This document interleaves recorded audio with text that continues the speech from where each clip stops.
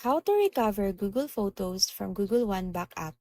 First, open the Google One app on your Android or iPhone, or visit one.google.com in your browser.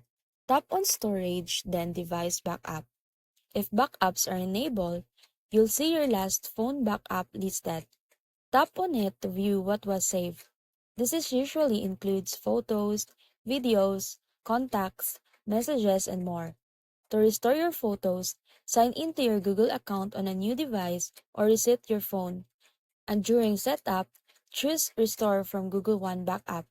Your backup photos and videos will reappear in Google Photos once sync completes.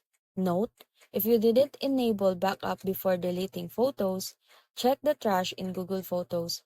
Items says it will there for 30 days before being permanently removed. And that's it.